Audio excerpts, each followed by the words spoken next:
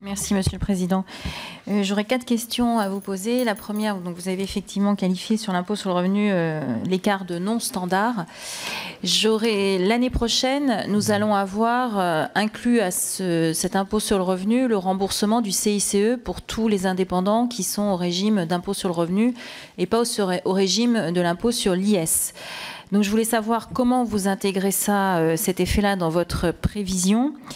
Ce qui me permet d'arriver sur un deuxième point, c'est l'intégration des dépenses fiscales. Dans la Cour, dans son référé, elle suggère de séparer les deux effets, la dépense, l'impôt tel qu'il est attendu et le retraitement via la réduction qui peut être envisagée. Est-ce que ça, c'est quelque chose que vous allez mettre en œuvre pour les prochaines prévisions et en tout cas pour les prochains budgets? Ce qui recoupe aussi un point, puisque dans l'IR, on a une partie du remboursement du CICE qui va intervenir. Est-ce qu'il faut que, ça dépasse un peu le cadre aujourd'hui, mais est-ce qu'il faut que ça reste en l'état, un remboursement sur l'IR et pas sur l'IS, notamment pour tous ceux qui sont à l'IR? Troisième point, dans le calcul de la dynamique, toujours des dépenses fiscales.